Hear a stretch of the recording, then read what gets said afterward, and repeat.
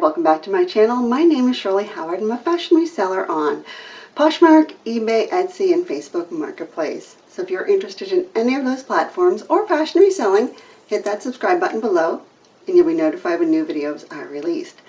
So today's video is one I wanted to do just to give you guys a chance to boost your sales as we sail into the fourth quarter for 2020. It's October, and maximize those profits from here to the end of the year. My tip number one is have variety in your closets. A variety of sizes, men's, women's. I don't do children, but maybe you do. Zeros up to size 4X is probably the largest that I've sold.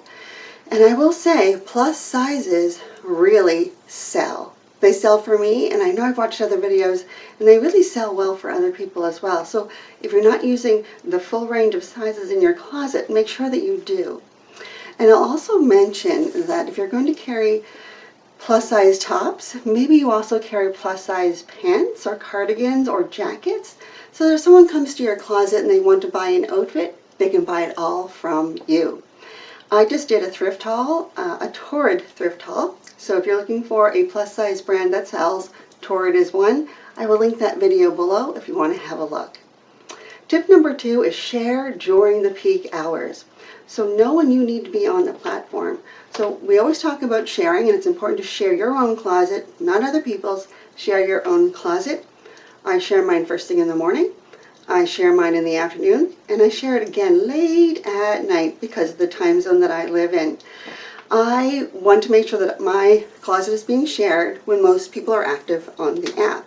And you'd be surprised, there are a lot of people active on the app till late into the night, well after I've gone to bed. So there's people out there that are on the app like 1 or 2 o'clock in the morning. So don't discount any period of the day. Share to that last party of the day. Again, get your stuff shown to as many people as possible. So share, share, share. Tip number three. This is a really interesting one. I'm going to be doing another video on this as well. Make sure your pictures are nice and white and bright. You can see behind me, this is just photo paper. It's from Amazon. The link to buy it if you're looking for something similar is in the description box below. For SEO optimization, Google prefers pictures with a white background.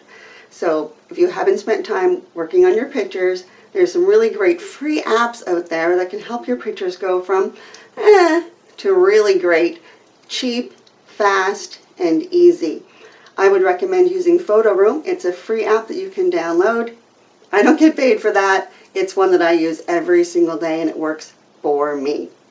The fourth thing that I'm going to give you to do is add measurements to your ads. I do know that it takes time, and I do know that I also get lazy, and sometimes I just put measurements available upon request, but I am a part-time reseller. I am not doing this full-time. I was a little bit surprised by this, but because I do get comments and questions, a lot of people won't ask. They won't ask the questions. They'll simply go, oh, it's not there. I'll go on to another closet and find something else.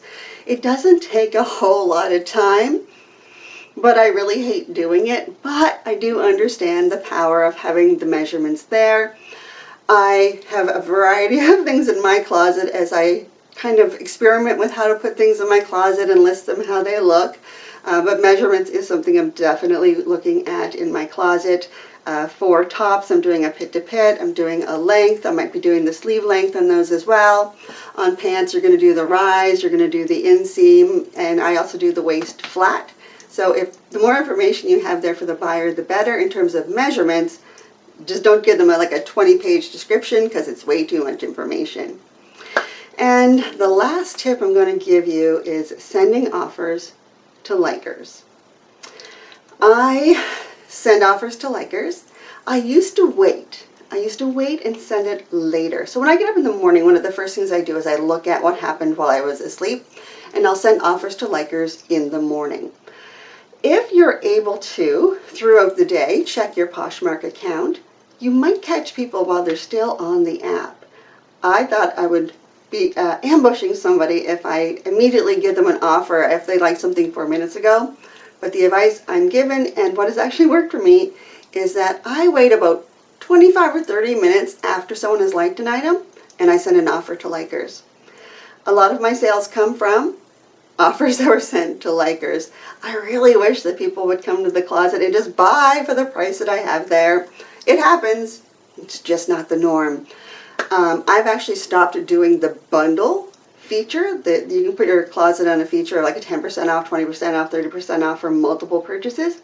I stopped doing it because I send offers to likers for everything, whether it's 1 item, 2 items, 3 items, doesn't matter to me. So I didn't find that the bundle feature helped me with sales, but offers to liker absolutely helps my sales.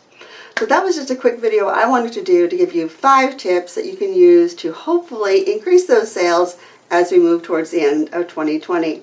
If you enjoyed the video today, on your way out, don't forget to give me a thumbs up or thumbs down, drop me a note in the comments, and I'll see you in my next video.